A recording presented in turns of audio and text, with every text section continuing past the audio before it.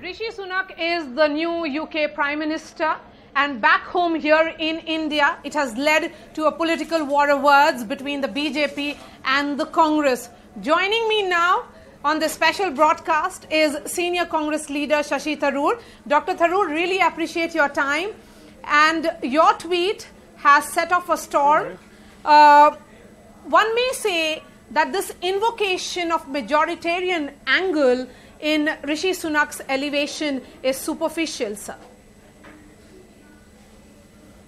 Well, look, I mean, the fact is that they have overlooked a fundamental question of race, that he is a brown-skinned person. He is not of Anglo-Saxon stock or English stock or Scots stock or anything like that. He is somebody of Indian origin. And the British, who were notorious and justifiably so for their racial discrimination for a couple of centuries of imperial conquest and rule, a country that used to have racial restrictions on who could enter their clubs in India and Africa till half a century, 60 years ago. Such a country has been able to outgrow the worst of its own prejudices to actually create a situation where a brown man can become prime minister. I think that's an extraordinary achievement. Secondly, they've overlooked his religion. I mean, he is an overtly practicing Hindu, proud of his faith, takes his oath on the Bhagavad Gita. He is somebody who, even when campaigning for the Tory party leadership a couple of months ago, tweeted pictures of himself performing a cow puja and praying to Lord Krishna on Janmashtami. This is somebody who's absolutely overtly proud of practicing a faith which is not only not the majority faith in Britain, but is actually at odds with the established church there, which is, as you know, the Anglican Christian church. So here you've got somebody who's a double minority, as it were, and the British have been able to overlook their prejudices and take him on. Yes. I would really like to see the Hindutvavadis of the BJP being prepared to embrace somebody who comes from a different ethnicity, such as, for example, you remember when Sonia Gandhi was offered the premiership by her victorious coalition in 2004, you remember what the BJP said then, and the BJP leader wanted to shave her head and go on dharna outside Parliament. And then if there's somebody who goes outside the Indic religions, because Hindutva has always said that Hindus, Sikhs, Jains, Buddhists, they're all the same, they're all their holy land is this land, but anyone from anywhere else is actually a foreigner in our country. Okay. Would they embrace somebody who's an overtly practicing Muslim or Christian as Prime Minister? Dr. I'm Tharoor, asking this in all genuineness. Yes. I'm not saying that it's... I think we have to acknowledge that what's happened is very different from what would happen here. But Dr. Tharoor, what the BJP is saying is, and it's reminding you of Indian history, that India has had 3 presidents from the minority community. Dr. Zakir Hussain, the 3rd president of India, was a Muslim. Justice Hidayatullah, who acted as an acting president. I know Indian history, Maria. Yes, of course. Fakhruddin Ali Ahmed, Gyani Zail Singh. But we also know that the presidency...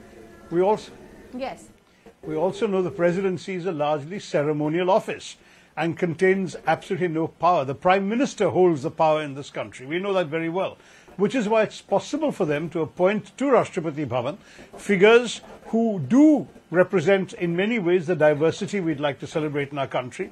It's wonderful to have an Adivasi president. We've had 2 Dalit presidents. We've had 3 Muslim presidents. All of this is a very good thing because it signifies that we can use this very high office, high in prestige but low in power, to use that office for such purposes. But when it comes to real power, we have had the prime ministership held only by Hindus, with one exception being a Sikh, but most Hindus would not regard that as such an exception as it would be to have someone from a quote-unquote non-Indic religion. Now, this is what is remarkable, I think, about what the Brits have done. I'm no Anglophile. I've written about British racism. I've written about British imperialism. I've been uncompromising in my criticism of that. But I have to admit that one has to take one's hat off for recognizing that they were able to outgrow their long decades and centuries of racial prejudice.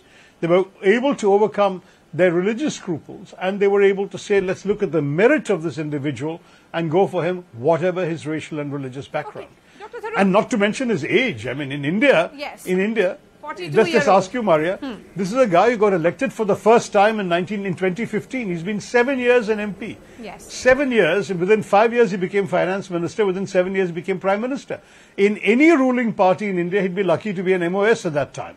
So that too is a remarkable thing. So when I say, could it happen in India? You should look at race, you should look at religion, you should look at age and experience. Okay. We have, I think, valuable lessons to learn about how merit and ability should trump such considerations, and yes, they don't in our country. I'm going to talk about the age factor in just a bit, Dr. Tharoor, since tomorrow it will be the day when Mallikarjun Kharge will be formally taking charge as the Congress president, and you have said that the change has already begun in your party because you contested against him. Dr. Tharoor, we have had Dr. Manmohan Singh. You yourself talked about it. He was a Sikh born in an undivided India. He was the Prime Minister for 10 long years. Let me remind you again, I'm sure you know your history very, very well, son. You can teach me as well. But you have had Justice Muhammad Hidayatullah, a Muslim. Then you have Sam Piroj Barucha, a Parsi as Chief Justice of India. We have also had Fatima Bibi, a Muslim, as Judge of the Supreme Court way back in 1989. So history has shown that India may have overcome its prejudices much before Great Britain. Would you not agree with me? No, we certainly have been able rightly to showcase our diversity. It's simply that the office of Prime Minister is in a different league. I mean, Britain is also able to point to the so-called great offices of state, that is the Foreign Minister, Finance Minister, Home Minister and Prime Minister, that they've held. People of color, people both of brown descent and black descent have held those positions before.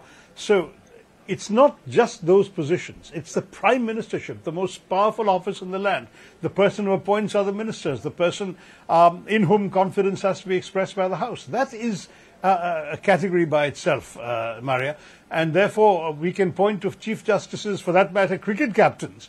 But the fact is that nothing comes up to match the position of Prime Minister. And I think Dr. Manmohan Singh was certainly very, very important. I'm a great fan of Dr. Manmohan Singh's. I think his being Prime Minister was, again, a recognition of his extraordinary ability and capability as one of the leading policy economists in the world. But the fact still is that most Hindus do not have a problem with the idea of a Sikh or a Jain or a Buddhist, because they see this all as Indic religions. The Hindutvavadis are explicit in saying that it's only those whose Punya Bhumi is in this land whom they consider to be authentic. So what happens if a Muslim or a Christian who practices their faith as overtly as Rishi Sunak practices his wanted to be Prime Minister of India? Would the BJP welcome that? I'd love to see it. If they do, then at that point I'll take my hat off to them and say shabash.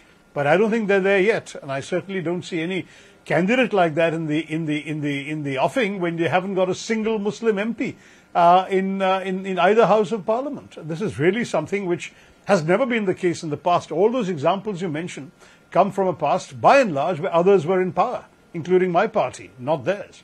Yes, but Dr.